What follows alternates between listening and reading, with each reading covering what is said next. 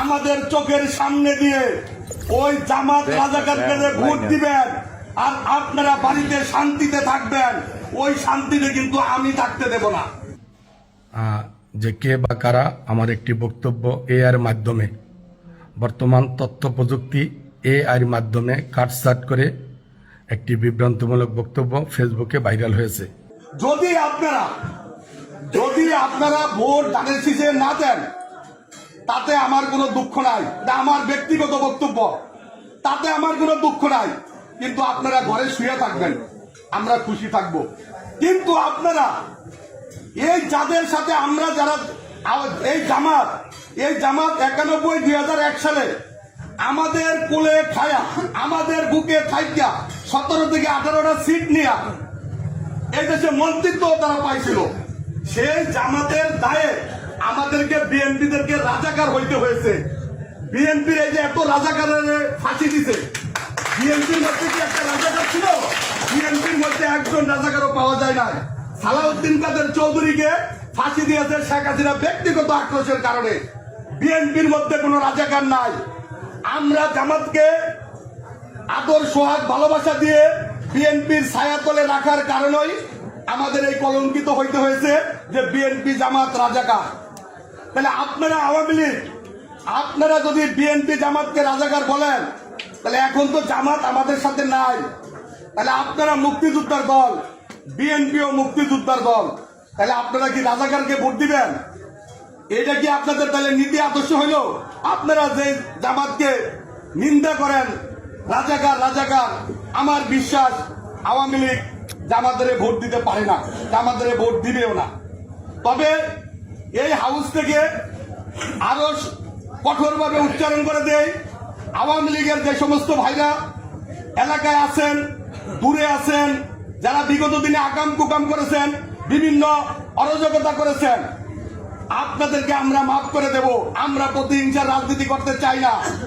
আপনারা এলাকায় থাকবেন, আপনারা চিন্তা করে দেখেন আগামীতে বিএনপি সরকার ক্ষমতায় আসতেছে, এলাকার স্বার্থে হইল, এলাকার উন্নয়নের স্বার্থে হইল, আপনাদের সুবিধা অসুবিধার জন্য হইল, আপনারা বিএনপির পাশে থাকবেন। যদি আপনাদের দল কখনো পুনর্বাসন হয়, আপনাদের দল যদি কখনো আবার প্রতিষ্ঠিত হয়, আপনাদের দল যদি আবার এদেশে রাজনীতি করার সুযোগ পায়, তখন যদি আপনারা আমাদেরকে ছেড়ে চলে যান, আমাদের কোনো আপত্তি থাকবে না। কিন্তু আপনারা আমাদের চোখের সামনে দিয়ে ওই জামাত রাজাকারকে ভোট দিবেন আর আপনারা বাড়িতে শান্তিতে থাকবেন, ওই শান্তিতে কিন্তু আমি থাকতে দেব না। এটা কিন্তু আমার রাস্তা। আপনারা ভোট দিলে, আওয়ামী লীগ থেকে বলি, আপনারা ভোট দিলে বিএনপিকে দিবেন, না দিলে আপনারা ঘরে শুয়ে থাকেন, আমাদের আপত্তি নাই। কারণ আমাদের আপত্তি নাই এই জন্য, এই নড়িয়া সখীপুরে জামাতের ভোট হলো মাত্র 7 থেকে 10,000 বিগত দিনের ইতিহাসে। বিএনপির ভোট হইল কত? 1 লক্ষ পড়ায়। তাহলে সেই হিসাবে যদি আওয়ামী লীগ ভোট দিতে নাও যায়, তাহলে জামাতের চেয়ে তো আমাদের বিএনপির ভোট বেশি, তাহলে আমরা তো এমনি কিরণ সাহেব এমপি হবে। কিন্তু ওই আওয়ামী লীগের ভোটের আশায় কিন্তু জামাত রয়েছে যে আওয়ামী লীগ এলাকা বিভিন্ন ভালোবাসা দিয়ে তাদের ভোট নিয়ে যাব।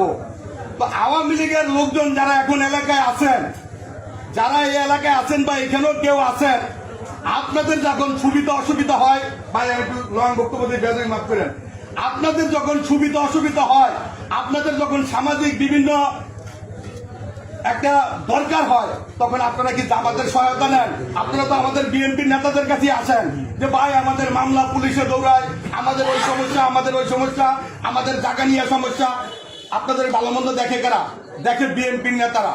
তাহলে আপনারা বিএনপি নেতাদের সাথে প্রতারণা করতে পারেন না।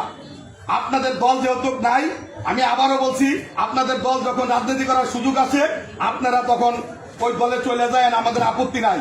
কিন্তু বর্তমান শান্তিপ্রিয় বরিশাল শান্তিতে আছেন, শান্তিতে থাকতে দেন। আপনারা হয় ঘরে শুয়ে থাকবেন, আর না দিলে বিএনপিকে ভোট দিবেন উন্নয়নের স্বার্থে। এটা কিন্তু কোনো থ্রেড হুমকি দিয়ে বলতাছি না, উন্নয়নের স্বার্থে। আসসালামু আলাইকুম প্রিয় ফেসবুক বন্ধুগণ, হঠাৎ জরুরি ভিত্তিতে লাইভে আসতে বাধ্য হয়েছি। আজকে আমার বাড়িতে 7 নং ওয়ার্ড বিএনপির ধানের শীষের পক্ষে উঠান বৈঠক। উক্ত উঠান বৈঠককে সফল করার জন্য আমি ব্যস্ততায় আছি। এরই মধ্যে আমার দৃষ্টিগোচর হয়েছে যে কে বা কারা আমার একটি বক্তব্য এআইয়ের মাধ্যমে, বর্তমান তথ্য প্রযুক্তি এআইয়ের মাধ্যমে কাটছাঁট করে একটি বিভ্রান্তিমূলক বক্তব্য ফেসবুকে ভাইরাল হয়েছে, যা আমি দেখে হতবাক হয়ে গেলাম। এই বক্তব্যটি আমার নয়। তাই আপনাদেরকে বলছি, আপনারা গতকালকে আমার ফেসবুকে ঢুকে বক্তব্যটা শোনেন, আর আজকে যে বক্তব্যটা ভাইরাল হয়েছে এটাও শোনার চেষ্টা করেন। তারপরে আপনারাই বিবেক বিশ্লেষণ করে দেখেন যে আমার বক্তব্যটি কোনটি সঠিক। আপনারা না বুঝে না শুনে বিভ্রান্তিমূলক মন্তব্য এবং বিভ্রান্ত না হওয়ার জন্য আমি বিনীতভাবে অনুরোধ করছি।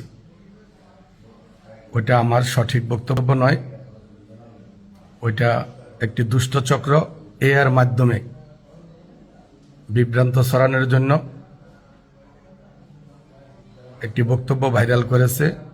তাই আমি সকল মিডিয়া এবং সোশ্যাল মিডিয়া এবং জাতীয় মিডিয়ার উদ্দেশ্যে বলতেছি, ওই বক্তব্য আমার নয়, ওটি সম্পূর্ণ কাটছাঁট করা বিভ্রান্তমূলক। ওই বক্তব্য আমার নয় বলেই আমি ফেসবুক লাইভে এসে তীব্র নিন্দা এবং প্রতিবাদ জানাচ্ছি।